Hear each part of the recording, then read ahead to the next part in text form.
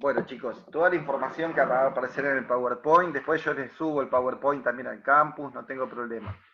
Está extraída de lo que es el libro, excepto imágenes y videos que les fui agregando adicionalmente para que tratar de esclarecer y ayudarme en la parte práctica para que ustedes puedan lograr entender. ¿Sí? Bueno, como decía, cerramos con lo que es infarto agudo de miocardio. Ahí está. ¿Cómo podemos definir infarto agudo de miocardio? Bueno, es un proceso, esto siempre es como toda definición que ustedes tienen que no memorizar. Es mi intención de colega a colega que ustedes no sean los enfermeros que memorizan definiciones, sino que puedan llevarla a la comprensión. Esto es lo más importante.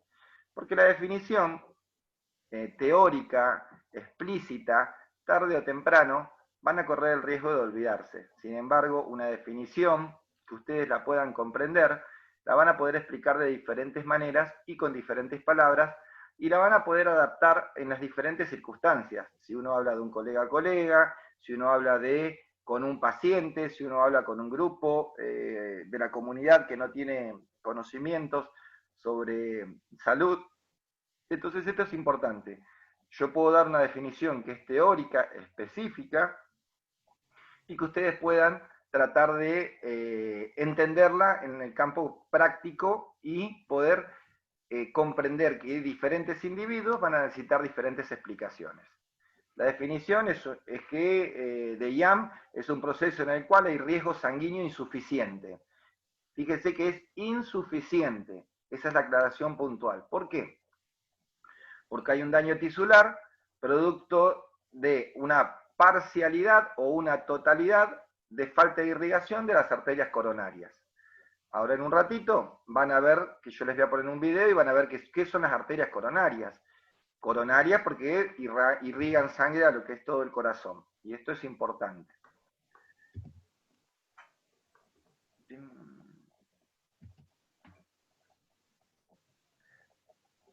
Ahí está.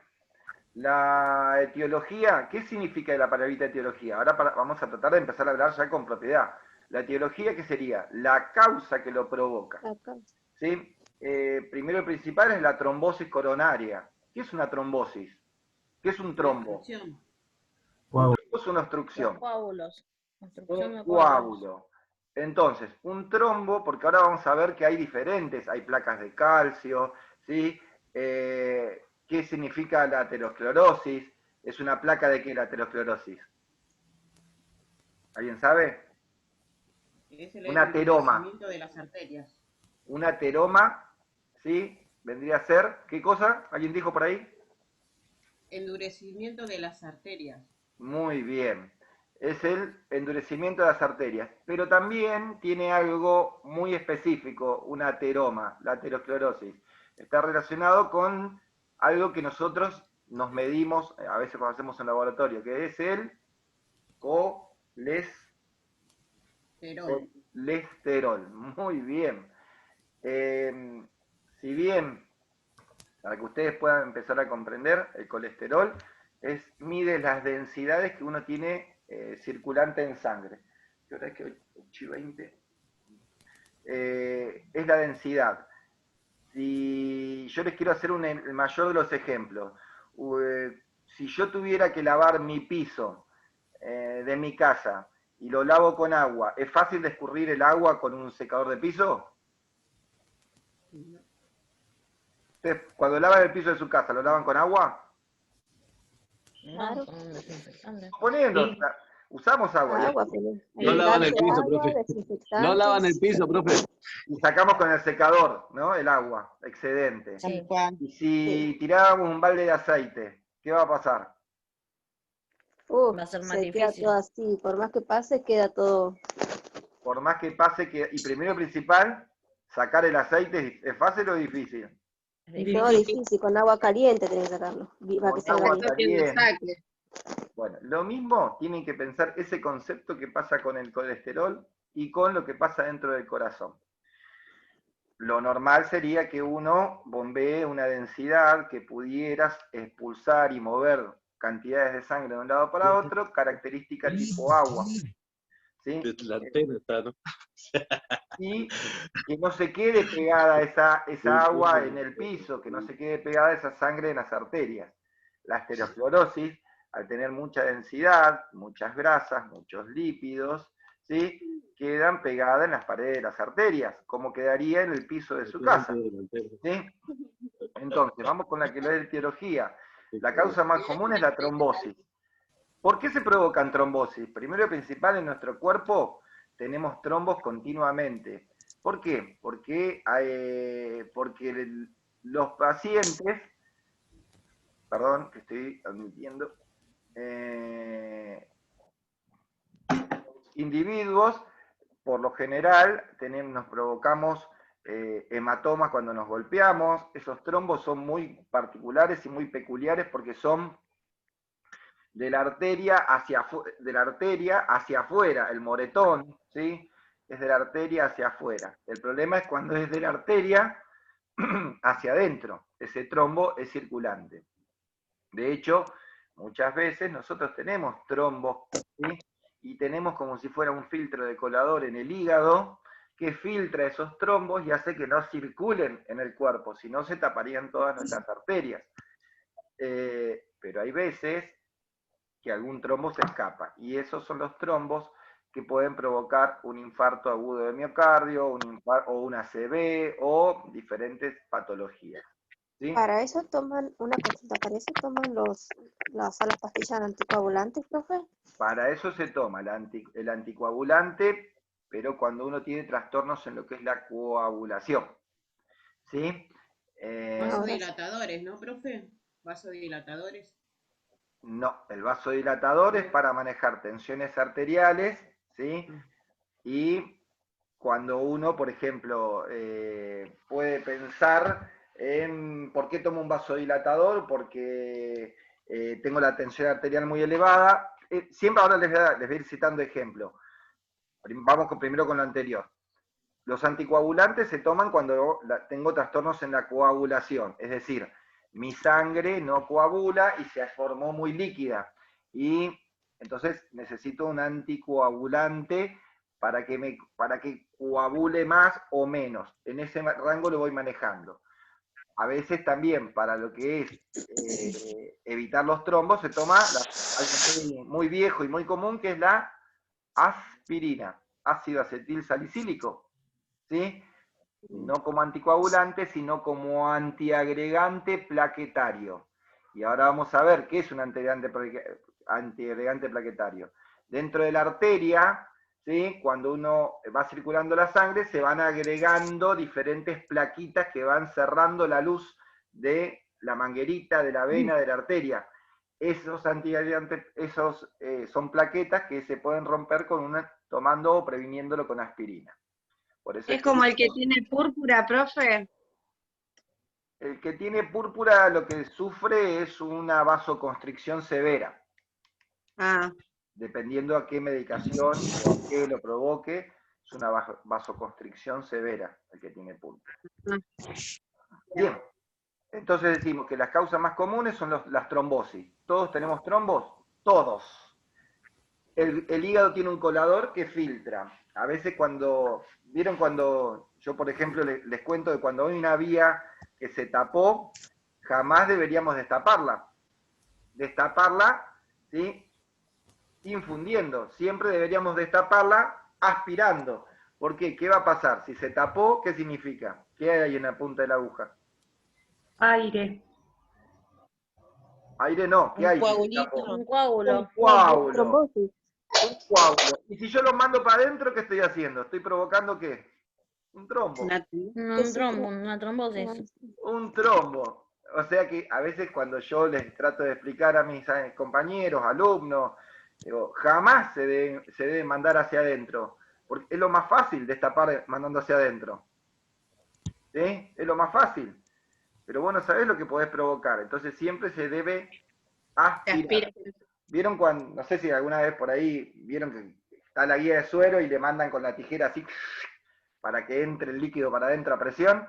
Bueno, es lo mismo que estar infundiendo una jeringa. Es lo mismo. Bien. Espasmos coronarios. Espasmos coronarios es lo mismo que podríamos decir cuando una medicación provoca que haya una vasoconstricción en la arteria, y si hay una vasoconstricción, ¿sí?, no llega la sangre. Por lo general, una persona hipertensa muchas veces es por una vasoconstricción severa y hace que no se llegue a irrigar la parte coronaria y se provoca el infarto. Embolismo, consecuencia de un trombo mural. El trombo mural es el trombo de muro. Bien, la palabra lo dice ahí. Trombo, ya dijimos que son coágulos. Estos coágulos, el trombo mural, son por lo general cuando hay un traumatismo y que el trombo de muro, que es el que yo siempre les trato de manifestar, el famoso moretón, ¿sí? El moretón es tan grande que parte se reabsorbe hacia adentro y ese trombo de muro circula dentro de la arteria, o la arteria se lesionó a tal punto que ese trombo, cuando hay un golpe, hay una inflamación. El trombo de muro, ¿sí?, provoca que se cierre esta luz de la arteria y se deje irrigar. Y bueno, las placas de calcio es lo último.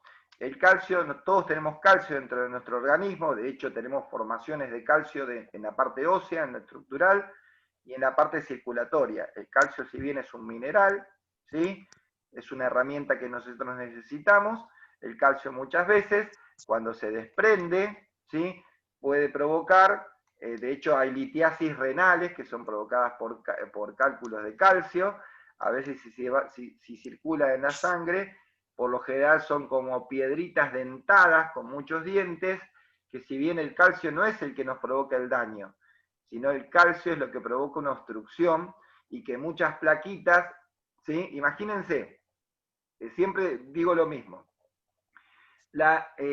cuando ustedes se cortan, ¿sangran mucho o sangran poco? Depende. Depende de la herida. Por lo general, cuando yo le paro la herida de sangrar, ¿sí?, la aprieto, ¿deja de sangrar? Sí, corta la circulación. En realidad no corto la circulación, retengo la sangre adentro, y mi organismo es tan inteligente, y cuando hay una pérdida de sangre, una pérdida de volemia, manda placas, como si fuera chapas Sí. a solucionar la herida, ¿sí? Manda placas.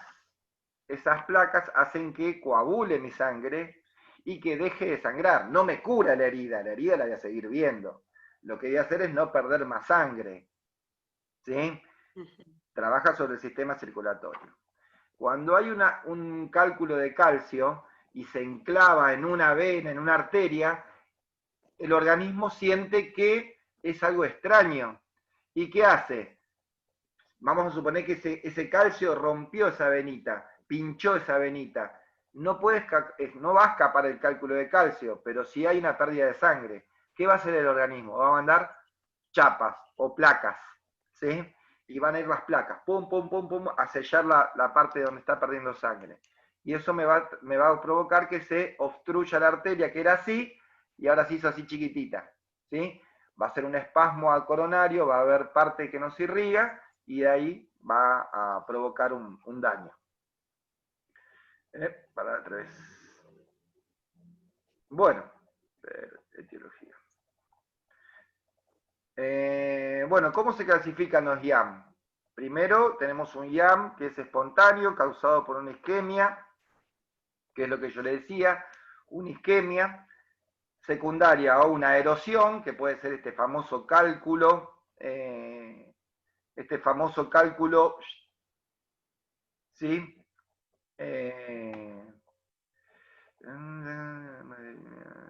Fantástico. Este famoso calculito de calcio que puede ser nocivo para la salud, se erosiona y va a provocarse un infarto. Puede haber una fisura, una decisión de una placa de la arteria. El tipo 2 es causado por una isquemia propiamente dicho, porque hay un aumento de la demanda de oxígeno. Es el clásico IAM cuando alguien que no está acostumbrado a hacer deporte, una actividad física, se pone a hacerla, hay un aumento de demanda de oxígeno, como no hay oxígeno porque no se puede oxigenar por cualquier otro problema respiratorio, falta de ejercitación, se provoca un espasmo en la arteria coronaria. ¿Por qué? Porque trata de restringir. Y cuando trata de restringir, puede haber una hipertensión o una hipotensión severa, lo que provoca un IAM causado por isquemia. Hay patologías que son recurrentes, asociadas, como pueden ser las arritmias o las anemias, ¿sí? El tipo 3 es por una muerte súbita o de inicio súbito, ¿sí? Esto podríamos pensarlo que muchas veces tiene diferentes etiologías y muchas están relacionadas con la carga genética que uno pueda llegar a tener. ¿Qué significa esto? Los pacientes que padecen de una muerte súbita van a tener un antecedente anterior que puede ser propio, ¿sí? Cardiológico, un bloqueo de rama, una mala conducción eléctrica, y puede estar relacionado con algo genético anterior, donde uno debería tratar de estudiar lo que es la historia clínica. Esto podríamos relacionarlo mucho con lo que es la anamnesis de los individuos o de los pacientes. El tipo 4 es un infarto de miocardio, ¿sí? Secundario a, y acá vemos accidente isquémico coronario, ¿sí? Trombosis del stem. Esto es decir, un stem, todavía no se los expliqué, es como si fuera un parche, un gomín. ¿Vieron alguna vez un gomín de una bicicleta? Sí. ¿Sí? Sí. El gomín de una bicicleta es lo más parecido a un stem, ¿sí? Que se coloca y hace que las placas de ateroma, las placas de calcio resbalen sobre ese sector y se ponen en un sector donde anteriormente había estado disminuido el pasaje de sangre, ¿sí? Para que pueda restablecer la circulación cardíaca. El infarto de miocardio secundario a trombosis es el más común. Siempre, por lo general, nosotros, cuanto mayor edad, van a haber patologías asociadas propias que pueden ser hipercolesterolemia, lo que vamos a denominar de acá en adelante dislipemia, ¿sí? Que es el aumento del colesterol, hipertensión, arritmias, ¿sí? Endurecimiento de las arterias, esto lo habíamos visto en lo que era la Enfermería General 1, empezaba a perder la elastina, y esto hace que se pongan rígido todo lo que es el sistema de las arterias. Y el último IAM es el tipo 5, secundaria a una cirugía o revascularización coronaria, o secundaria a lo que era todo, podríamos decir, en relación a lo que es el sistema cardíaco con respecto a la volemia. ¿Y esto a qué me refiero? Que cualquier cirugía puede provocar un IAM, dado que hay una falta de circulación o disminución de la volemia, lo que uno denomina un arresto cardíaco, ¿sí? Dentro de esto, yo quiero hacer dos aclaraciones. Bien lo dijimos en la clase pasada, cuando escucho a veces a la gente hablar de preinfarto, y acá quiero contarles, y ya les dije, si yo bien tengo que entender que no existe un preinfarto, puede haber lo que a partir de ahora vamos a denominar, ¿sí? Angina de pecho. Un espasmo, ¿sí? Coronario. Este espasmo coronario significa que la arteria se achicó, se contrajo y no deja pasar el flujo de sangre que debía pasar, y esto provoca un dolor de pecho recurrente, transitorio, que puede ser, ¿sí? Haber dejado daño o no. El preinfarto, para la jerga común o de la comunidad, es un término bastante aceptable, pero nosotros no podemos escribir en una hoja de enfermería o en una evolución preinfarto, porque no existe el preinfarto, ¿sí? Existe la angina de pecho, estable e inestable.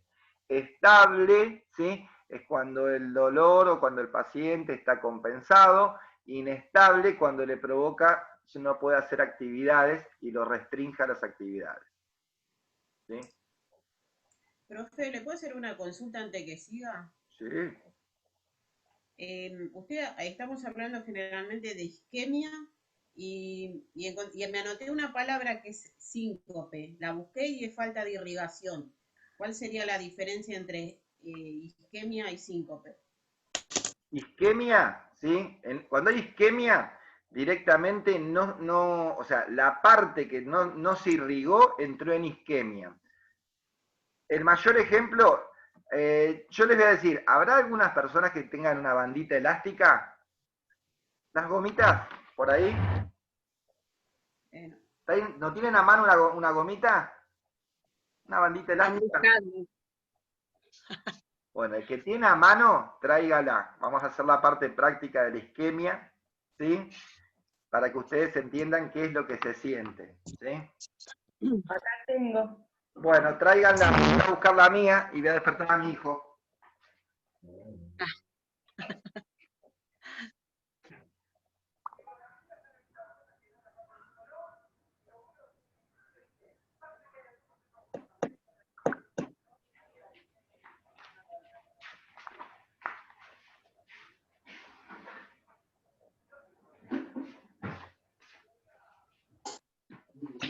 Ahí volví. Miren, vamos a hacer lo siguiente. Yo me lo voy a poner en el dedo.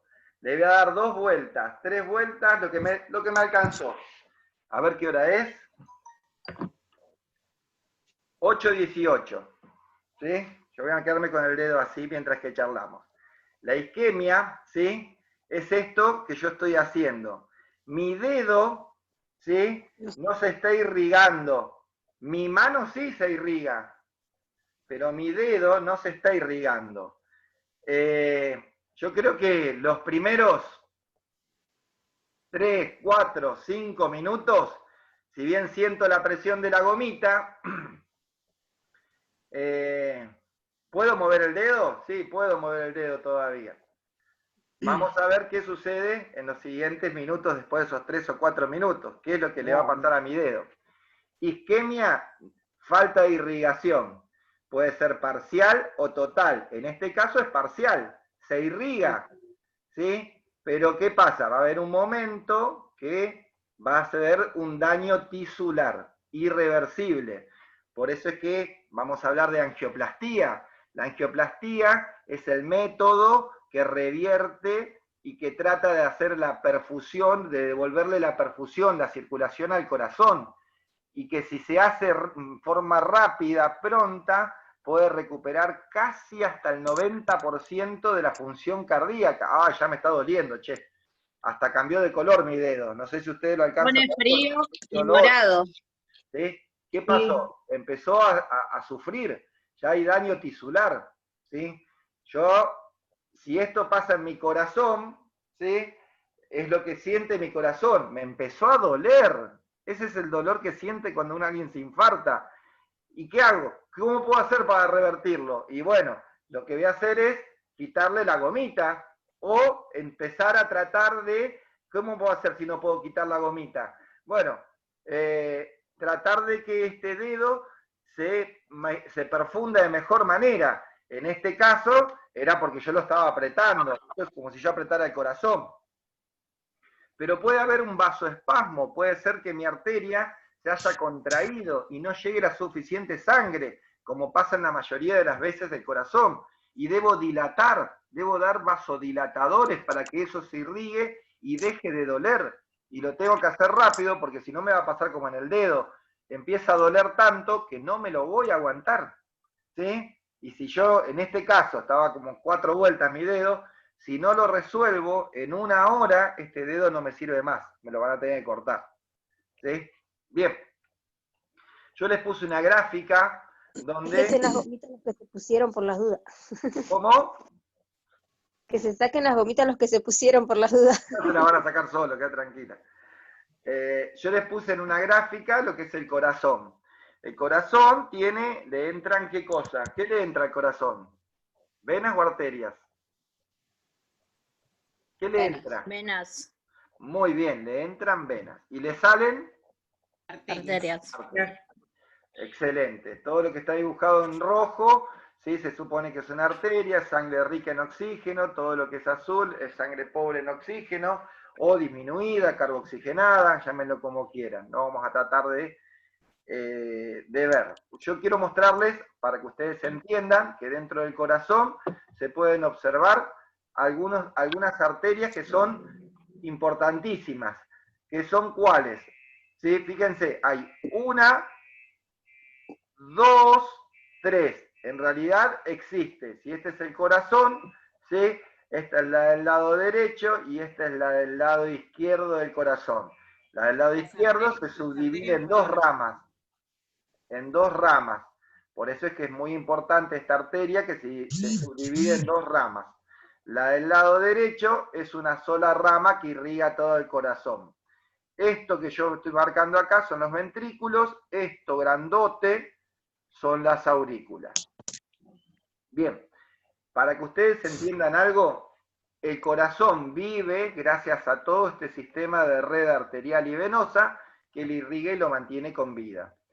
Para que vean, cuanto más chiquitos son los vasos, ¿sí? menos sangre pasa. Y en realidad no es que sean menos importantes, pero como son estos capilares, es como todo en el organismo. Hay capilares, arterias, arteriolas, que dan irrigación a estas. En las más grandes se denominan ramas arteriales, hay venas y arterias coronarias, y las coronarias propiamente dichas, que se pueden decir que son izquierda y derecha, o derecha e izquierda, en este caso derecha, ¿sí? Y izquierda, y que la izquierda se subdivide en dos, ¿sí? Esta se denomina circunfleja, ¿sí? La del medio del corazón se denomina la circunfleja. En realidad es la que pasa por el frente del corazón, y muchas veces es la que se provoca el taponamiento. ¿Por qué la circunfleja? Porque es la que mayor movilidad tiene con respecto al corazón, y a veces uno siempre la puede visualizar a través de una ecografía o a través de métodos de diagnósticos, angioplastía, y a veces trata de poner. Cuando se tapa una arteria, lo que hacemos es colocar el famoso stent acá adentro de esto. Ahora vamos a verlo en un video. Ahí está. A ver si me puedo mandar para este lado. Ubicación anatómica del infarto. Y bueno, acá les pongo, y esto es a modo, siempre les voy a decir, chicos, a modo de cómo uno debería tratar de entender dependiendo del electro. Yo les puedo tratar de indicar y tratar de decir que dependiendo, recuerden, ahora en la próxima diapositiva vamos a ver, cuando uno veía el electro, veíamos que la onda P era de esto, QRS era de esto, y cuando hablamos de QRS, ¿sí? Hablamos un Q que es propiamente dicho, arranca en este sector, RST que arranca y finaliza en esta última parte del corazón. Imagínense algo, cuando hablamos de los diferentes tiempos de segmento, a su vez en el corazón hay una parte eléctrica que si es, por ejemplo, este sector está dañado, ¿sí? Voy a ver, por ejemplo, un segmento ST que va a ser muy largo porque va a tardar en su repolarización o en su despolarización, cualquiera de los dos puede suceder. Y acá lo vamos a ver como una forma más tardía, más extensa, más larga. Por eso es que cada cosa que se le suceda al corazón, vamos a poder observarlo dentro de lo que es un electro. Dice, infarto de la pared anterior. En el cuerpo, ¿cuál es la parte anterior y cuál es la parte posterior? La parte anterior adelante y posterior atrás. La parte anterior es la parte de adelante, es lo que yo puedo visualizar. Anterior, no se confundan, porque a veces uno dice anterior y piensa que es la parte de atrás. ¿Sí? Anterior y posterior. Anterior es lo que uno puede visualizar de adelante. El corazón ¿sí? Si yo lo miro, esta es su parte anterior. ¿Por qué? Porque está en una posición que la parte de lo que es la arteria, de lo que es la rama derecha, izquierda, perdón, la rama derecha queda hacia atrás del corazón. Entonces, yo les cuento que la parte, se llama de pared anterior, cuando hay una obstrucción de la arteria descendente de la rama izquierda, este sector. ¿Sí? En este sector propiamente dicho, vamos a ver, y vamos a tratar, este es el clásico ejemplo, donde la onda T va a estar invertida y va a estar extendido el segmento ST. Infarto de la pared anterior, va a haber una obstrucción de la coronaria derecha, ¿sí? Donde vamos a ver, dentro de lo que es el sistema, vamos a poder seguramente ver el complejo QRS por arriba de la línea isoeléctrica, ¿sí? Y se va a poder todavía ver la onda T, pero van a ver un complejo corto donde va a estar por arriba. Infarto de pared lateral, es una obstrucción de la arteria circunfleja, que yo le decía esta es la circunfleja, ¿sí? De la pared posterior de la coronaria derecha, se van tapando las coronarias, y un infarto masivo es cuando puede haber una, desde la rama, desde el inicio de las arterias vas a encontrarse taponado. ¿Sí? Bien, sigamos para el otro lado.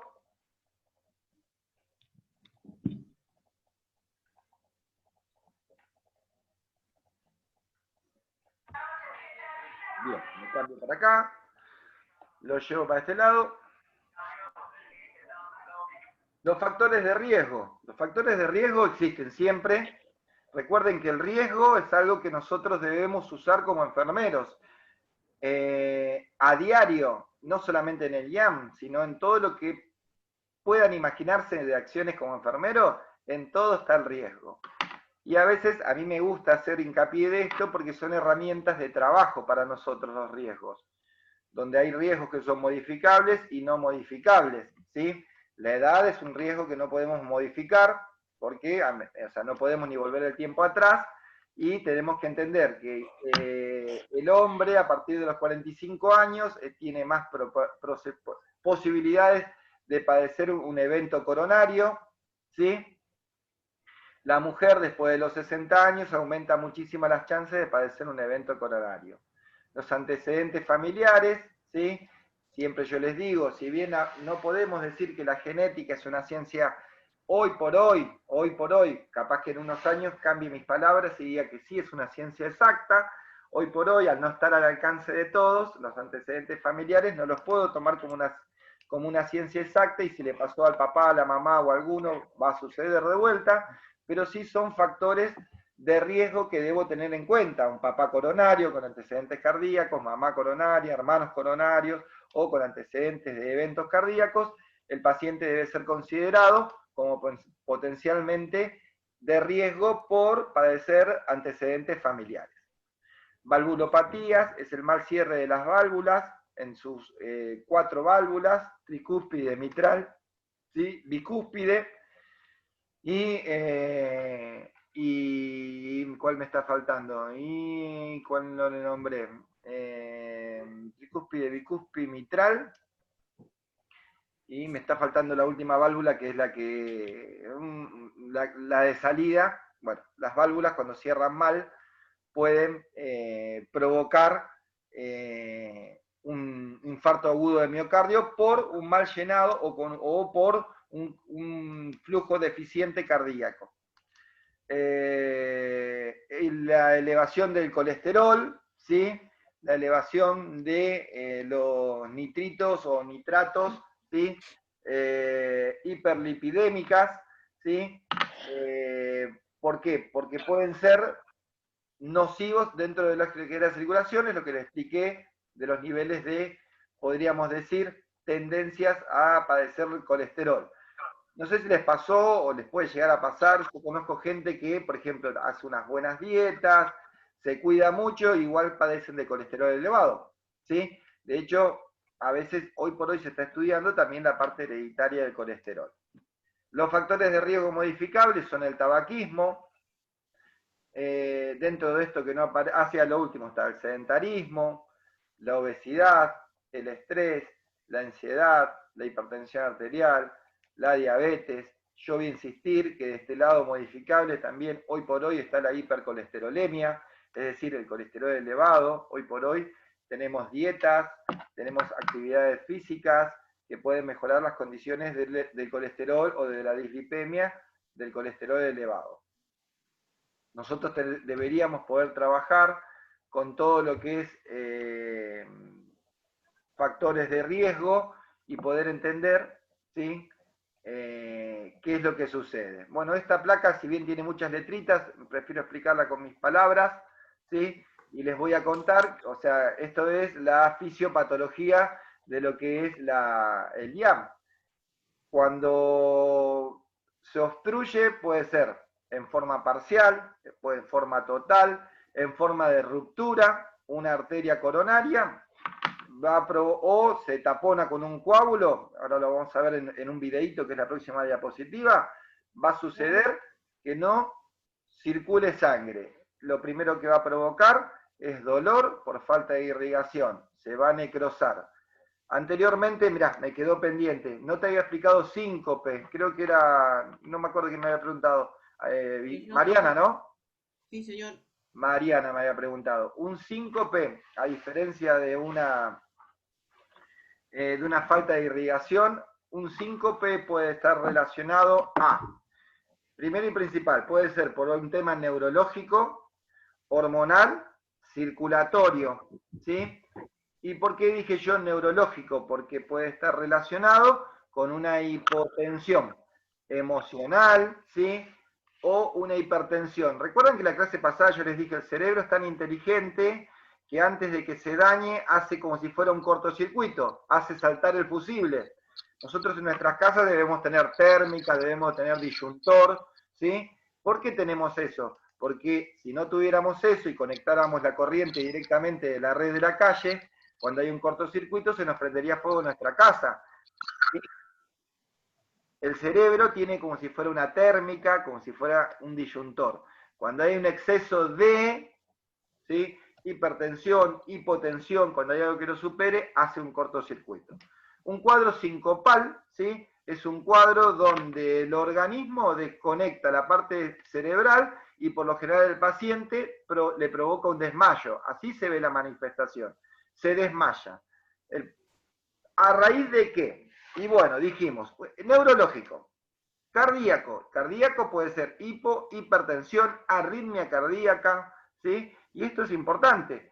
Un síncope abarca un conjunto de patologías que para nosotros, los profesionales, podemos decir, y ingresa por un cuadro sincopal. O en relación a una hipotensión. Pero por algo se dio esa hipotensión. Se dio por una arritmia, se dio por medicamentos, se dio por, no sé, un evento emocional. Entonces siempre hay que buscarle la explicación al síncope. Si bien existe el síncope, puede tener diferentes orígenes. Pero la conclusión, ¿cómo lo vamos a ver nosotros? Es un desmayo del paciente que recobra la conciencia luego de unos minutos. Sigo con lo que es la fisiopatología. Dijimos que es fácil de entender todo lo que es IAM, porque primero puede haber una oclusión parcial, total, ¿sí?, de la circulación. Esta disminución puede ser isquémica, ¿sí?, cuando se tapona y no deja pasar, hemorrágica si se rompe, ¿sí? Como conclusión o como consecuencia de la oclusión, no llega sangre, no llegan nutrientes.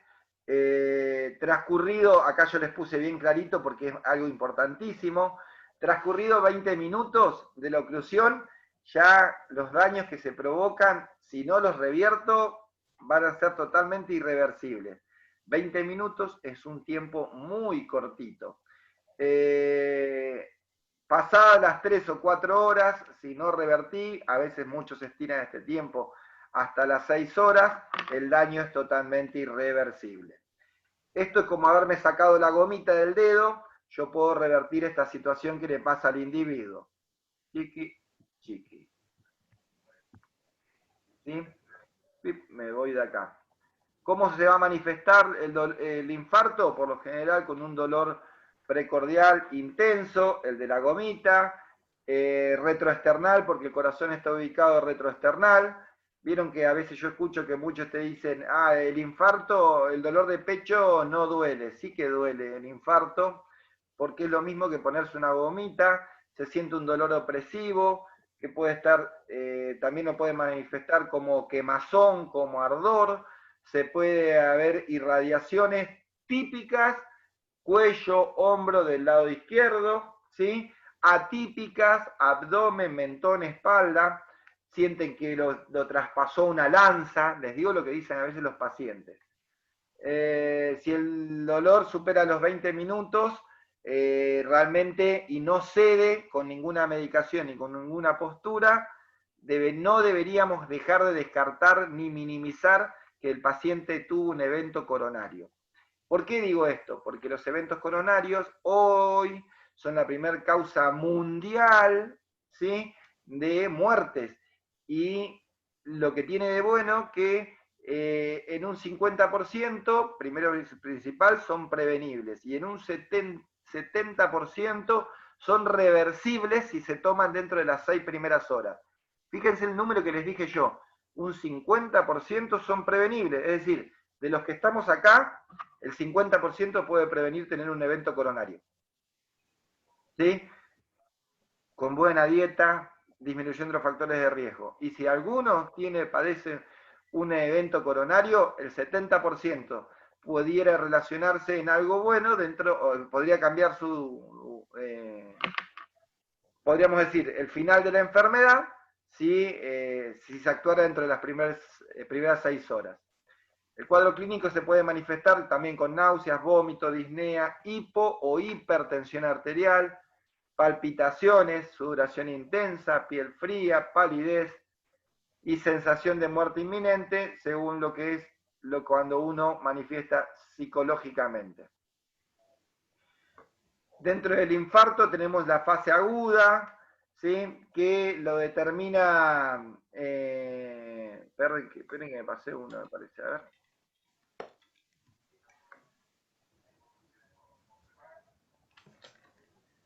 Tenemos la fase aguda, que da señales, cambios en el electro, ¿sí? Tenemos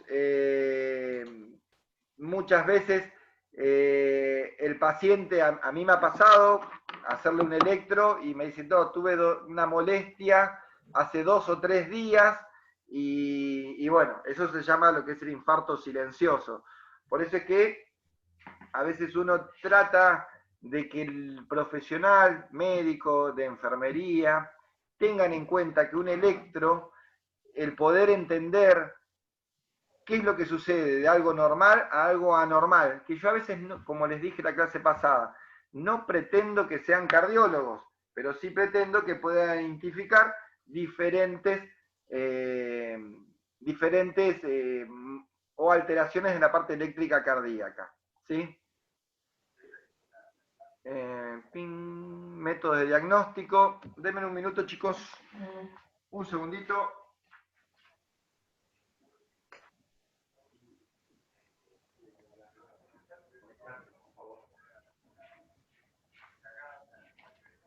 Bien. Los métodos de diagnóstico. Los métodos de diagnóstico, el mejor método es el electrocardiograma, ¿sí? ¿Por qué? Porque nosotros decimos que se tienen que dar 3 de 3, ¿sí? Primero, la clínica médica. La clínica médica es lo que uno determina cuando ve al paciente. Me duele, eso es clínica médica. ¿Sí? La falta de movimiento, la sensación de opresión, todo lo que el paciente manifieste es clínica médica. Después tenemos el electrocardiograma y por último el laboratorio. Clínica, electro y laboratorio. Si están las 3 de 3, ya está. Si hay 2 de 3, ya está. Si hay 1 de 3, deberíamos buscar confirmación. Entonces, las 3 de 3, ¿sí?, son clínica, electro y laboratorio. El electro, ¿sí?, ya lo estuvimos viendo hasta ahora. Tiene un costo económico, están en todos lados, lo podemos hacer en diferentes oportunidades. podemos entender que los diferentes comportamientos de las ondas...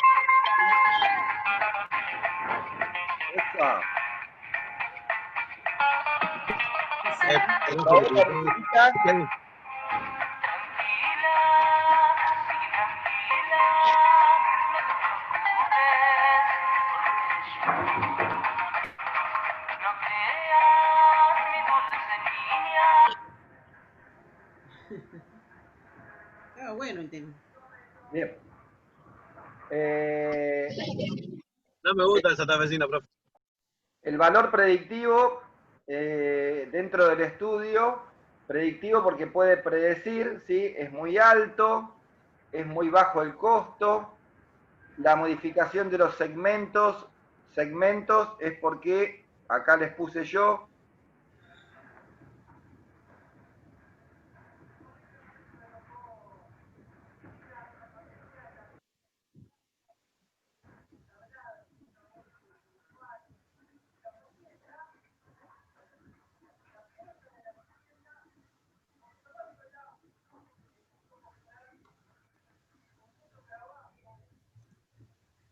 Hola. Profe, está silenciado.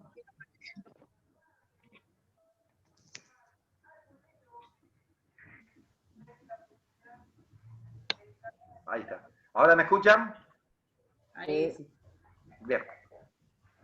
Les decía que el electrocardiograma nos va a marcar dentro de lo que son los segmentos.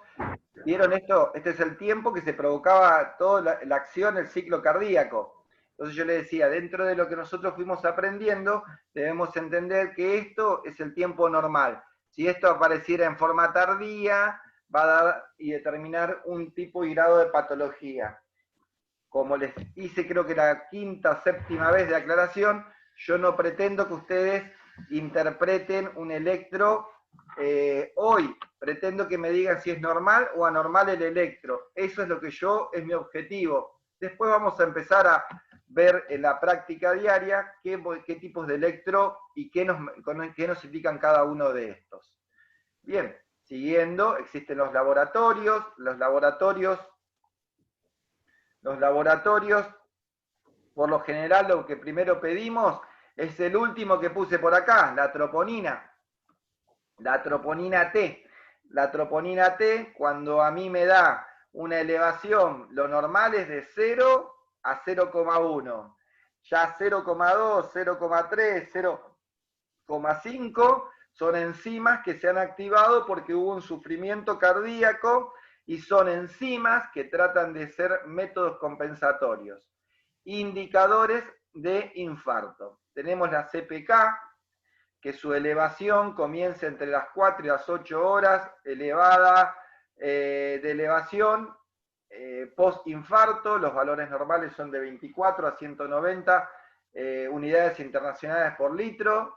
La TGO, que el valor se comienza a elevar entre las 6 y las 12 horas y tiene una elevación máxima a las 36 horas.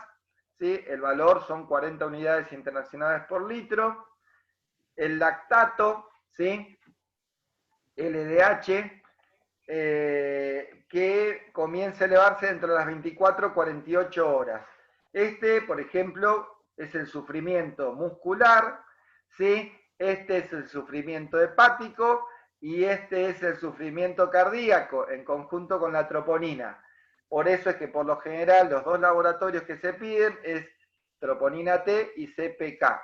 ¿Por qué? Fíjense que a mí me determina hace cuánto tiempo se puede haber elevado o puede haber sufrido el corazón. Si es en el momento, CPK va a estar normal, pero troponina va a estar elevada.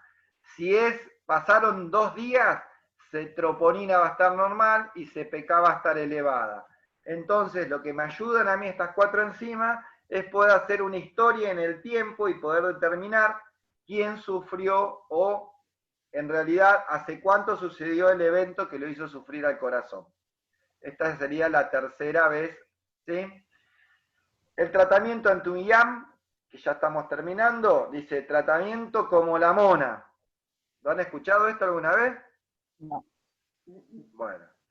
El tratamiento es como la mona. Morfina, oxígeno, NTG y aspirina. ¿Sí? La regla memotécnica es mona. Morfina, oxígeno, NTG, aspirina. Esto así debemos trabajar nosotros. Morfina, ¿sí? O cualquier tipo de analgésico que pueda disminuir el dolor, porque el estrés por dolor, ¿sí? Puede aumentar el evento cardiológico y puede hacerse que se transforme en irreversible. ¿Por qué elegimos morfina? Porque en bajas dosis provoca acciones analgésicas que son potentes y duraderas y que el paciente sale del dolor. Oxígeno, porque necesitamos tratar de compensar la oxigenación como medicación y que puede tratar de compensar todo lo que la falta o el déficit que hay del mismo. NTG, que puede estar compuesto por diferentes, puede ser sublingual como el nitrato de isorbide, puede ser NTG común, ¿sí? Que viene en ampollas y que se pasa endovenoso, pero su principal función y método es vasodilatar para que haya mejor irrigación sanguínea. Aspirina como antiagregante plaquetario, es lo que estábamos hablando antes. La aspirina podríamos decir que hace que no haya tantas chapas o plaquetas para que no se me cierre la luz de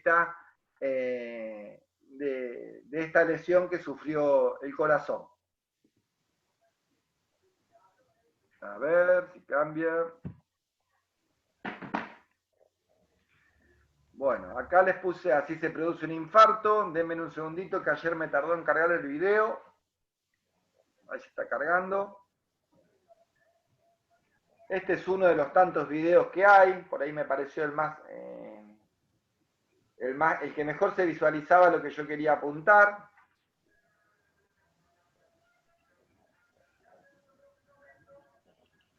A ver si ya está.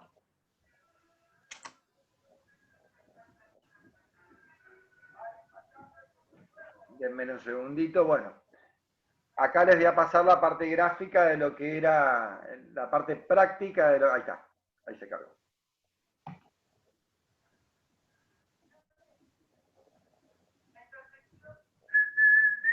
Yo después se lo subo todo. El corazón es el órgano principal del sistema cardiovascular. Es un músculo que late y bombea sangre al resto del cuerpo en forma continua. Las coronarias suministran al corazón el oxígeno y los nutrientes necesarios para funcionar eficazmente.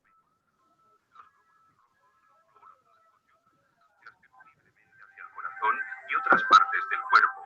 En una persona sana, las paredes de las arterias son lisas y de un grosor uniforme. Sin embargo, con el tiempo, un nivel alto de colesterol circulante puede generar la acumulación de depósitos grasos denominados placas. A medida que la placa se deposita, la arteria se endurece, se estrecha y pierde flexibilidad. Esto causa una enfermedad denominada aterosclerosis.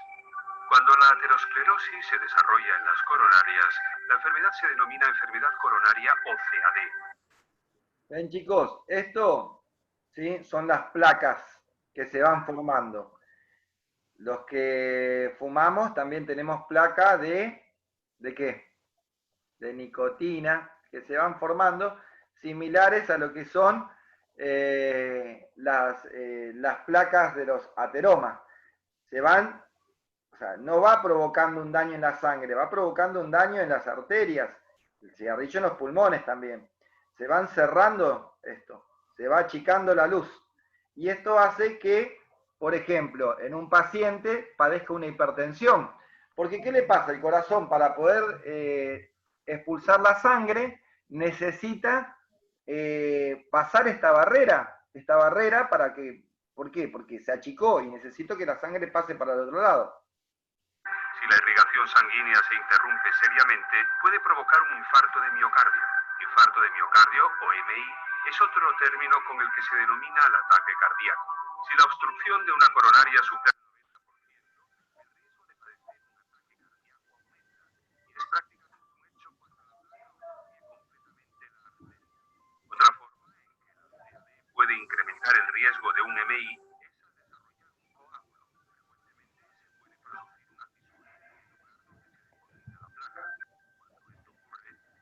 puede coagularse o coaglutinarse en el lugar de la fisura.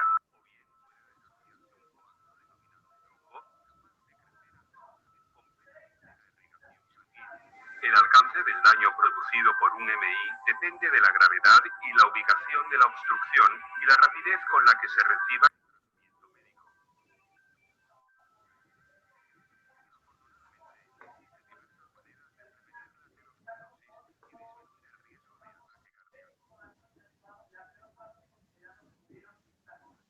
Bueno, hay muchos más videos, sí, pero bueno, qué sé yo, después ustedes si quieren verlo, yo también ya les había subido algunos links donde podían ver diferentes tipos de infartos que se provocaban.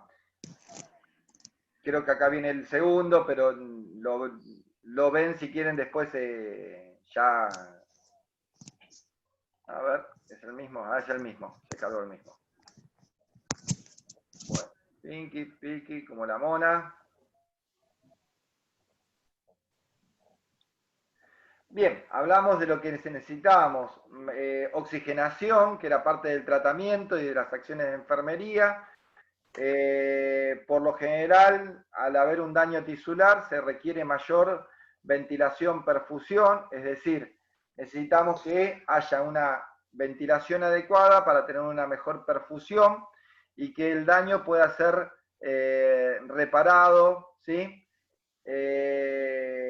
Si hay un infarto, el reposo como terapia es ideal para que no haya más gastos cardíacos. ¿Qué significa esto? Nosotros necesitamos tratar de conservar todo lo que es energía para reponer y reparar el daño cardiológico, por eso el reposo es una de las indicaciones.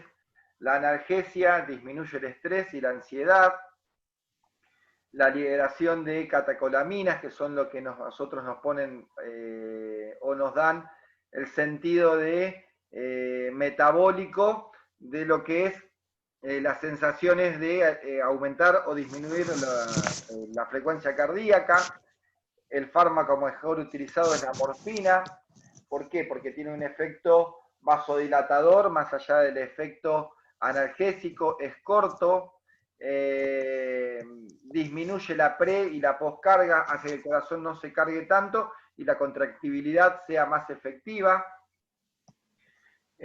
También podemos utilizar digitálicos, ¿sí? Que era la última que aparecía ahí. Los digitálicos están buenísimos en el sentido de que ayudan a que el corazón no se esfuerce y estos digitálicos hacen que el corazón pueda hacer su mayor contractibilidad sin hacer esfuerzos. Existe un problema, hay intoxicaciones por digitálicos. Recuerden algo, los digitálicos se deben tomar de una manera muy prudencial. ¿En qué sentido? Por lo general los pacientes toman o de lunes a viernes descansan sábado y domingo, o de lunes a sábado y descansan el domingo, y tienen un descanso para tratar de que el organismo se desintoxique de los digitálicos. La intoxicación por digitálicos puede dar ya sea dolor de pecho o también puede llegar a dar alguna taquicardia. Entonces también tenemos que entender, cuando un paciente me dice que toma algún digitálico, que viene digitálico porque viene una planta que se llama digitalina, tenemos que entender y comprender qué puede provocar. Beta bloqueantes impiden el efecto estimulante de la adrenalina, de todo lo que es el sistema simpático del corazón. Cuando uno toma un beta bloqueante, que puede ser, por ejemplo, el más conocido comercialmente es el Corbis, ¿sí? El bisoprolol, el propanolol, todos los que son beta bloqueantes hacen que no se active el sistema simpático y no haya taquicardia. Los trombolíticos disuelven los coágulos, los antiagregantes plaquetarios ¿sí? La aspirina es la de elección.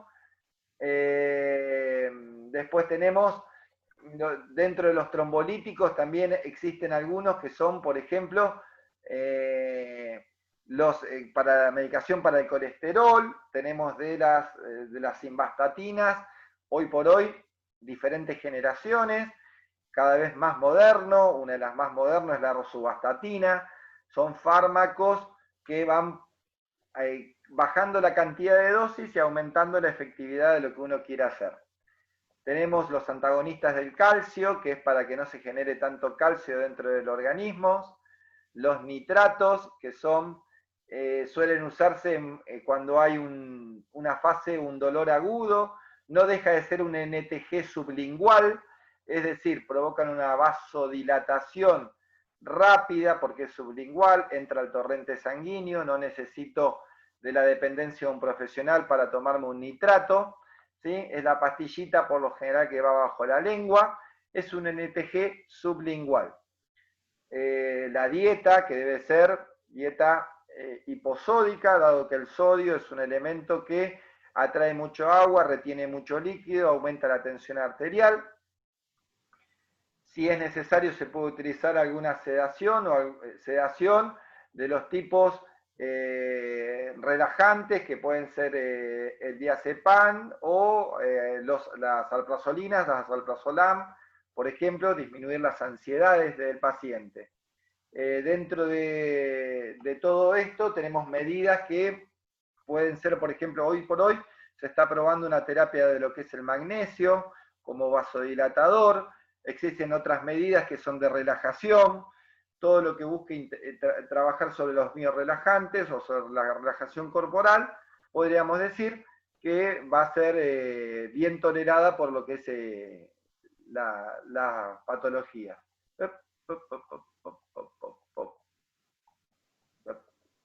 Y creo que ya no hay más. Ting, ting, ting, ting. Ahí está. Bien, vamos a resumir, así ya cerramos. Existen complicaciones dentro de esta patología, ¿sí? Del IAM, que son las extrasístoles, taquicardia, fibrilación, ritmo acelerado, flutter, bloqueo, todo lo que sea, podríamos ver en lo que es dentro del electro, existe como complicación dentro del IAM, porque a mí me puede desencadenar cualquiera de estas un infarto agudo de miocardio. Para finalizar, como conclusión, un infarto agudo de miocardio es una necrosis de las células del corazón. Se produce cuando hay un bloqueo completo o disminución de la parcial de sangre al músculo cardíaco, ¿sí? Y esa parte dejó de recibir nutrientes y oxígenos. Y eso se forma una necrosis que luego de un cierto tiempo es irreversible. ¿Cómo se ve entre un electro? Como yo les explicaba, una T invertida. Acá vemos P, Q, R, S, T invertida, infarto. T invertida, infarto. Vamos a un infarto con una lesión tisular, ¿sí? Ven que no existe T, existe directamente un complejo. T no existe, quedó absorbida el complejo. T invertida, ¿sí? T invertida, nuevamente, por lo general siempre se ven en todos los complejos una T invertida o una T ausente. T invertida, T invertida. Esperen que me fui.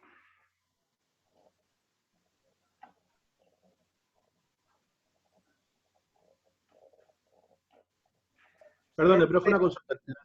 La T ausente también es infarto. La T ausente también es signo de infarto. Por lo general no es ausente, quedó absorbida. Fíjense que, por ejemplo, acá, en este complejo, yo no visualizo T, ¿sí? No visualizo T, primero porque lo estoy viendo con AB1, que es otra forma de ver el corazón. Pero si lo viera en D2, voy a ver la T invertida. O absorbida dentro del complejo, ¿sí? Esto, por ejemplo, a ver si estoy buscando, quiero buscar un electro viejo. Un electro viejo, le digo yo, cuando ha pasado un tiempo después de un infarto. Infra, esto es un infra para abajo. ¿En qué parte hay viejo? Esto que ven acá, es más o menos un ejemplo. Esto puede ser, ahí está, ahí dice, no sé si alcanzan a ver que dice 2 años. ¿Alcanzan a ver? 2 años. Acá les pone un infarto en su evolución. Esto es en el momento, ¿sí? 2 horas, ¿sí? No alcanzo a ver qué dice ahí. 2 días, ¿sí? Ven que empieza a reponer el corazón, ¿sí? 2 meses, fíjense que la T sigue invertida. Y 2 años, fíjense cómo se cambió. Pero ¿qué le falta acá? A ver, ¿qué le falta acá? Primero principal que la T está estirada, larga. ¿Por qué? Porque hay una parte del corazón que quedó con una cicatriz. Hay una parte del corazón que realmente se sigue sin irrigar, pero el corazón sigue latiendo. Esto va a provocar que pueda haber una hipertensión, puede haber una fatiga, un engrosamiento de las arterias coronarias. Seguramente este paciente ha tenido, le han puesto un stent, porque si no, no hubiese sobrevivido con este infarto que veo acá, no hubiese sobrevivido. Encima de este paciente yo les puedo decir que tiene un infarto y que es un infarto de cara anterior, porque está, ¿sí? Porque S ni tan siquiera está, no se alcanzó Q, R, S está, pero está por arriba del nivel. Quiere decir que esto es un infarto bastante importante que ha tenido el paciente, y bueno, estas son las consecuencias. Bueno, chicos, en esta finalizamos, esta fue la última diapositiva. Yo lo que voy a hacer ahora es subirle las clases, subirle lo que es todo lo que es el PowerPoint, las gráficas. Recuerden, para aquellos que no me entregaron los trabajos, por favor, creo que esta es la última semana. La clase que viene vamos a ver lo que es RCP. Y bueno, el que hizo el trabajo descansa una semana y el que no tiene que ponerse al día. Vamos a dejar de compartir, así los veo a la mayoría. Ahí estamos, ¿sí? Así que, bueno, como les dije, por favor pónganse al día los que me deben trabajo, que no son la mayoría. La verdad que muchos cumplieron, la minoría son los que no me entregaron los trabajos. Pero bueno, vamos a tratar de llevar el grupo parejo. La clase que viene vamos a ver lo que es RCP. Posiblemente ya les suba con anterioridad lo que es el PowerPoint para que ustedes vayan teniendo más o menos lo que es la noción. Si bien pueden leer lo que es la bibliografía del libro, creo que al día de hoy, al 2020, solamente hay 2 modificaciones de lo que ha pasado en el RCP a lo que ustedes tienen en el libro. ¿Por qué siempre digo que hay modificaciones? Porque son técnicas que se van modificando en forma continua, y esto es importante que nosotros lo entendamos de esta manera. Así que les voy a pasar lo que es la actualización de RCP. Van a ver que aparece Saber Actuar, porque es la empresa de RCP que manejo yo, ¿sí? Y van a ver que yo les voy a dar el mismo modelo que es cuando doy los cursos. Entonces van a encontrar los logos de Saber Actuar. Eso es lo que, con eso nos manejamos nosotros con mis socios. Así que chicos, bueno, acá me despido. Si alguien tiene alguna consulta, me pone Roberto, profe, ¿manda trabajo? ¿Dónde está Roberto? Roberto, vamos por el tercer trabajo. ¿Vos sos? ¿Vos Sánchez sos? Sandro le dice. ¿Cómo es tu apellido, Roberto? Habla por el audio, Roberto. Roberto, ¿cuál es tu apellido? Sánchez. Ya está el trabajo, Roberto, ya mandé los trabajos, así que bueno, fíjate que están en el campus virtual. Chicos, les deseo una buena semana para todos, ¿sí? Cuídense mucho, cualquier duda me consultan. Profe, Sí, dígame. una consulta, ¿el presente siempre lo damos por el WhatsApp? Yo tomo los presentes por el WhatsApp y después tomo los presentes también por el Zoom. Les aviso. Ah, bueno. ¿Sí? Y porque me es más fácil, de WhatsApp me queda la lista. Y del Zoom después hago un congelamiento de imágenes en 2 o 3 y voy aunque va pasando. Acá ustedes están en una, acá están en la otra. ¿Sí? Yo los voy viendo y tomo los presentes de ahí. Trato de, con algunos, hay algunos que por ahí trato de buscarlos de diferentes clases porque me aparece hasta el nombre del dispositivo nada más. Pero bueno, trato de hacer lo posible. En realidad, siempre voy a decir lo mismo. Me manejo con los presentes, con los trabajos prácticos, la responsabilidad es personal. Ya a esta altura no puedo estar persiguiendo a nadie, ni obligando a nadie. Cada uno es responsable de su educación, chicos. Ya dejó de ser ni el primario ni el secundario. Cada uno es responsable de su educación. Me parece que es lo más claro y lo más conciso. No obligo a nadie, cada uno. Hay gente que toma la clase y yo me doy cuenta que después mira y porque me hace algún comentario, me pregunta algo y no estuvo en clase, pero bueno, tiene la oportunidad de ver la clase grabada, que eso también es importante. Chicos, me despido, los dejo tranquilo para que se preparen para la próxima clase y nos vemos el jueves próximo. Previamente les mandaré, calculo, con alguna información para que ustedes puedan ir trabajando o analizando o leyendo.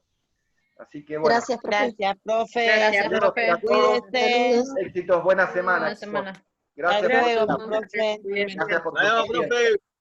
Chao. Luego, profe. Chao, chicos. Chao, Roberto. Buena clase, profe. Nos vemos.